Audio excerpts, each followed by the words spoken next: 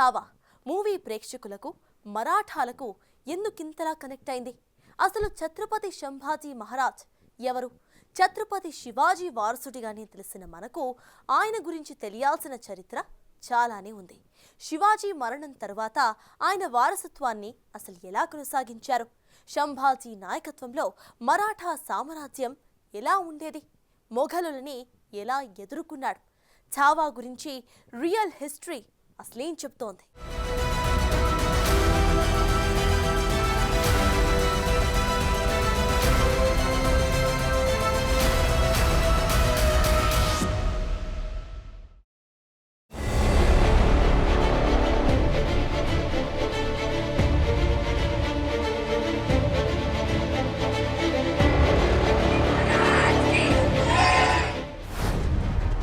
ఛత్రపతి శివాజీ తరువాత మరో శివాజీ.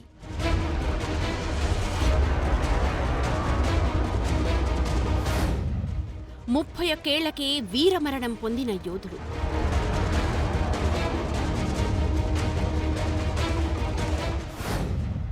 భయపెట్టడం తప్ప భయమే తెలియని రాజు ఛత్రపతి సంభాజీ మహారాజ్. దక్కన్ కా శివ, మరాఠాల ఛత్రపతి శివాజీ మహారాజ్.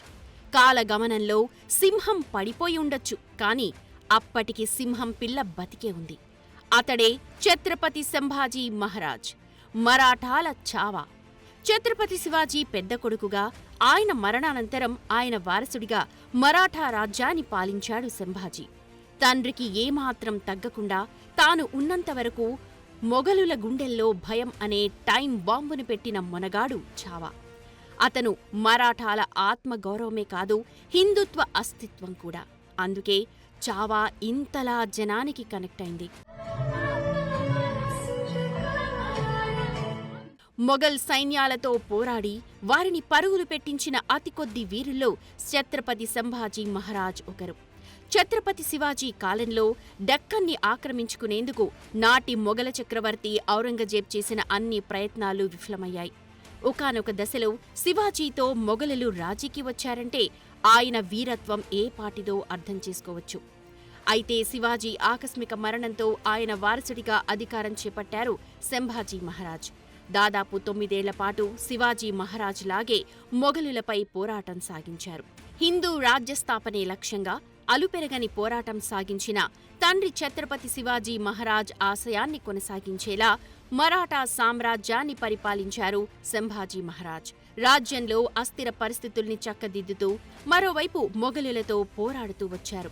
కేవలం హిందుత్వమే కాదు, న్యాయబద్ధమైన పాలన, సంక్షేమంపైనా దృష్టి పెట్టారు. తన దేశభక్తి, ధైర్య సాహసాలు, నాయకత్వంతో భారత చరిత్రలో నిలిచిపోయారు. ఇంతటి గొప్ప హిందూ రాజుగా ఉన్న సంభాజీ మహారాజ్ గురించి చరిత్రలో, పాఠ్యపుస్తకాల్లో ఎందుకు పెద్దగా ప్రస్తావన లేదన్న ప్రశ్నలు ఇప్పుడు తలెత్తుతున్నాయి. వాస్తవానికి చరిత్రలో ఛత్రపతి శివాజీకి ఉన్న చోటు మరో మరాఠా రాజుకు కనిపించదు. శివాజీ, సంభాజీ తర్వాత ఛత్రపతి రాజారాం, షాహు మహారాజ్, పీష్వా బాజీరావు, రఘునాథరావు లాంటి వీరులు ఎందరో ఉన్నారు. వారి పాలన, పోరాటాలు పెద్దగా తెరమీదకు రాలేదు. అయితే ఆ మధ్య బాలీవుడ్ నుంచి బాజీరావ్ మస్తానీ అనే సినిమా వచ్చింది. అందులో ప్రేమ కథకే పెద్దపీట వేశారు. ఇన్నాళ్లకు ఛత్రపతి సంభాజీ మహారాజ్ జీవితంపై ఛావా అనే సినిమా వచ్చింది.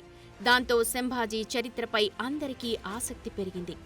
ఈ సినిమా తరువాతే సంభాజీ గురించి అంతా సర్చింగ్ మొదలుపెట్టారు. నిజానికి ఛత్రపతి శివాజీ మహారాజ్ గురించే కాదు, సంభాజీ గురించి కూడా తప్పక తెలుసుకోవాల్సిన అవసరం ఎంతైనా ఉంది. సంభాజీ మహారాజ్ 1681 నుంచి 1689 వరకు మరాఠా రాజ్యాన్ని పాలించారు. 1657 మే 14న శివాజీ, సాయిబాబాలకు తొలి సంతానంగా జన్మించిన సంభాజీ 2 ఏళ్ల వయసులోనే తల్లిని కోల్పోయారు. ఆయన బాల్యమంతా శివాజీ తల్లి జిజియాబాయి దగ్గరే గడిచింది. తర్వాతి కాలంలో పిలాజీ షిర్కే కుమార్తె జీవుబాయిని ఆయన వివాహం చేసుకున్నారు. ఆవిడ ఏసుబాయిగా పేరు మార్చుకున్నారు. ఛత్రపతి అయిన వెంటనే సంభాజీ తన తండ్రిలాగే మొఘలులతో యుద్ధం కొనసాగించాడు. 1682లో ఔరంగజేబ్ నాయకత్వంలో మొఘలులు దక్కన్ని స్వాధీనం చేసుకునేందుకు ప్రయత్నించారు. ఇందుకోసం మరాఠా సామ్రాజ్యాన్ని అన్ని వైపుల నుంచి చుట్టుముట్టేందుకు సిద్ధమయ్యారు. అయితే సంభాజీ తనదైన వ్యూహంతో తనకంటే ఎంతో పెద్దదైన మొఘల్ సైన్యాన్ని గెరిల్లా యుద్ధ పద్ధతులతో అనేక యుద్ధాల్లో ఓడించారు.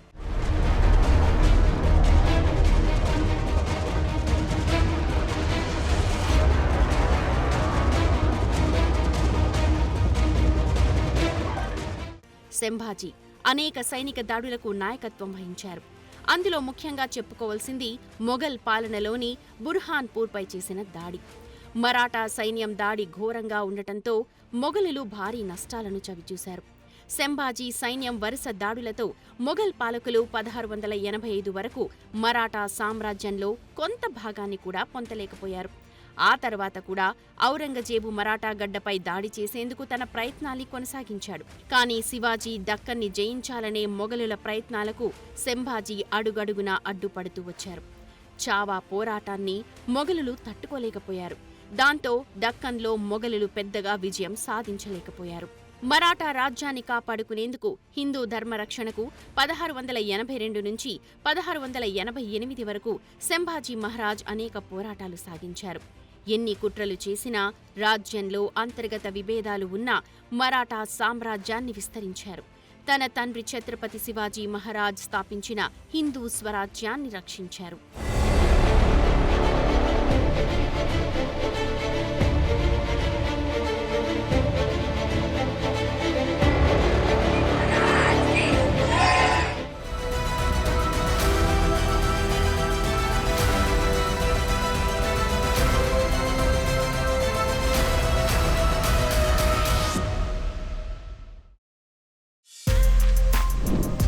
For more videos like this, subscribe Big TV channel.